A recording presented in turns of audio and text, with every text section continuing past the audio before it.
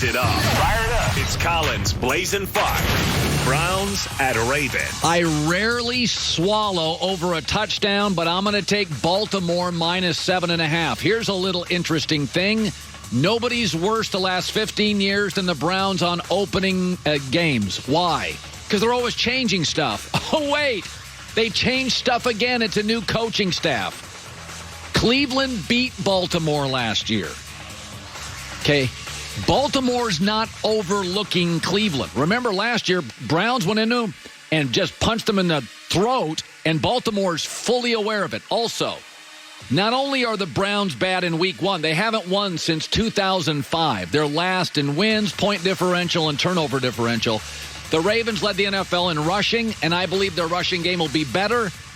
And this is a testament to John Harbaugh and coaching. Ravens have held their opponents to 10 points or fewer in the last 4 season openers. That's what great defensive coaches do all summer. They figure out that opener. I don't like to swallow a lot of points, but I'm taking the Ravens big, 33-20. Jets at Bills. I'll take the Jets plus 6.5, and here's why. Josh Allen was bad last year. He was pretty good against Dallas, and that's the game you watched, right? But Josh Allen was last in passing yards, passing touchdowns, completion percentage, passing rating among quarterbacks over the last 2 years with a minimum 25 starts. He's been bad. The coaching staff is great. He's not been good. He wasn't good as last year at Wyoming. The Bills have scored fewer than 20 points in each of their last 5 games last year, including the playoff loss. Now, I don't like the fact Jamal Adams is gone, but C.J. Mosley was gone last year, too. 6.5 points when I get the better quarterback. And there's no question the Jets have upgraded at wide receiver, tight end, and offensive line. Buffalo may win 24-20. 6.5 is way too many points to give the Jets. Buffalo weather won't be an issue. They've got some new personnel on the outside that I think will be a handful for the Bills. Bills win. Love the Jets plus 6.5. Seahawks at Falcons. Like it, I love it. I'll take Atlanta plus 2.5, my pick of the weekend. Falcons played really well last year. Won their last 4, and they won 6 of their last 8 to support their coach. He may get fired, but they like him. And Matt Ryan has figured out Pete Carroll. They've faced each other 7 times. Matt Ryan's 5-2. His passer rating's over 100. 16 TDs, 4 picks. Matt Ryan's done really well against Pete Carroll defenses, and this is not one of Pete Carroll's great defenses. Also, for all their issues, Matt Ryan's not the problem. The offense isn't the problem. It was a top 5 offense last year, playing at home, and they were a top 3 passing offense. And remember this, as much as I love Russell Wilson, it is really hard in the NFL to go on the road cross-country against a Pro Bowl-level quarterback when you, Seattle, have a significantly worse offensive line and defensive line. That's hard to do in the NFL. We're going into a stadium on the road. We have easily the worst O-line and D-line in the game. Atlanta's getting points. Atlanta's going to win it. 24-23. Raiders at Panthers. I know. Bunch of new stuff for Carolina. But can I just say something? Of course I can. It's my show. Teddy Bridgewater's good. I'll show you something funny. Best winning percentage as a starting quarterback in the last 5 years. Minimum 20 starts. Lamar, Garoppolo, Brady, Mahomes. Teddy Bridgewater! He's 16-6. And he also has a history of walking into a playbook and figuring it out. He's got a lot of college starts. He's got some NFL starts. This is a guy they inserted into New Orleans last year. He was ready to go. He does not make mistakes. He's got a world-class running back. I've always thought their wide receivers are underrated. The offensive line is good enough, middle of the pack. Now, defensively, they're in a rebuild, and they put a lot of their draft picks on the defensive side. But the Raiders were a bad team last year, not just on defense. Week 12 on, the Raiders were bad offensively with all those weapons. It's a Gruden, Derek Carr issue. The Raiders were a bad road team, 2-6, and lost, outscored by 90 points. Worst road point differential in the NFL. I don't like all the change in Carolina, but I'm getting over a field goal from a quarterback that wins, figures out playbooks, and has arguably the best running back coach and a new creative head coach. I'm going to take Carolina to beat the Raiders 28-27. Cowboys at Rams. I think the Rams are the better team, and they're getting points at home. I'm going to take Los Angeles +3. First of all, the Cowboys only had 7 defensive interceptions last year. Translation, they don't make offenses uncomfortable.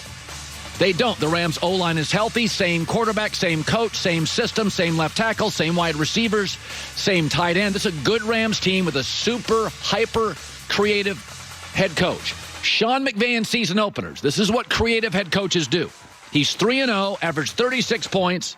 2 of the 3 wins came by plus 20 points. Jared Goff, by the way, for all the heat he gets, in the last 4 weeks, averaged 330 yards passing, second best in the NFL, higher than Mahomes. Why?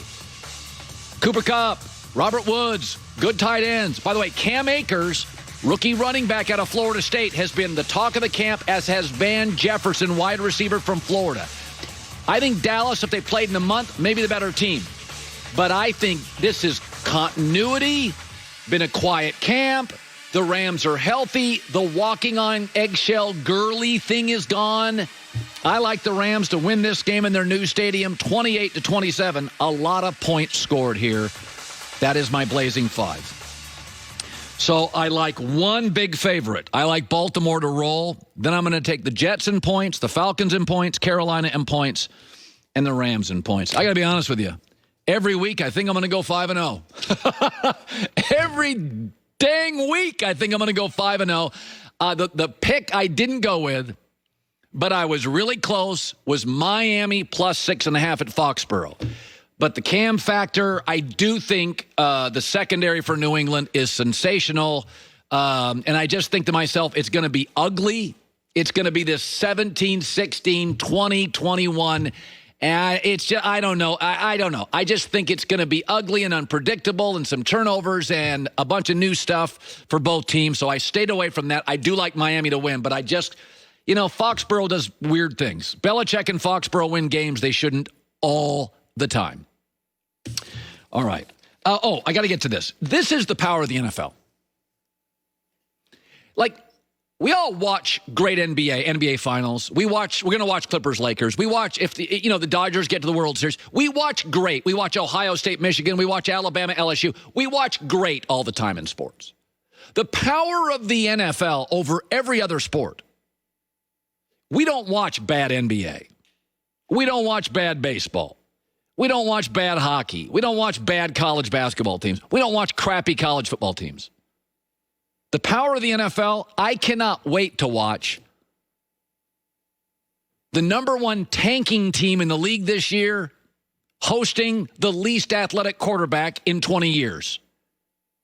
Jags, Colts. Can't wait. I think it's fascinating. Why? The tankers and Old Man Rivers. Because it's funny about the Chargers, and I'm friends with their GM, and I grew up liking the Chargers a lot. They had Dan Fouts, and they had Chuck Muncie and John Jefferson and Kellen Winslow. They were just crazy, wild fun. They've always been kind of a fun franchise with a lot of great playmakers, LaDainian Tomlinson and then others. But with Phillip Rivers, it's always I wonder, if Eli would have gone to the Chargers and Phillip Rivers to the more stable New York Giants, would their careers be different? In 14 years with the Chargers, Phillip Rivers had a top 5 defense once a decade ago. The Chargers' kicking woes are laughably well documented. Bad O-lines from time to time. No home field advantage the last couple of years or this year if he would have played.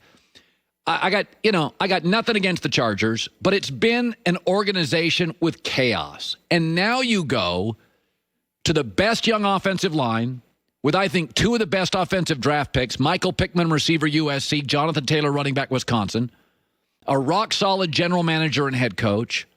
Jim Irsay can be impulsive, but it's a really stable organization. And so Phillip Rivers goes to an organization where there were holdouts and no home field and rarely a great defense and just, there's the old saying, like with the Chargers is, the Chargers lose like nobody else can lose in the NFL. They outplay it and lose. And the Colts have often been the opposite. They're a little vanilla. They're not over the top. They're not the most marketable. They're not the most, but they win a lot of games. And I like them to win their division this year. I cannot wait to see Phillip Rivers in a new environment. Like Tom Brady He had stability, so it's not like it's anything new. But the Chargers have always been a little rocky. I mean, last couple of years, they've been playing in a soccer stadium, basically as a road team. They had to literally, they couldn't hear at home. So I'm fascinated to watch Phillip Rivers with the Colts. I have them winning the division. I think they could win this game. This was one of the games I considered, but I just don't know. I just don't know what I'm going to get with the Chargers, Frank Reich, and Phillip Rivers, but I'm excited because I do think this is the best young offensive line in the NFL.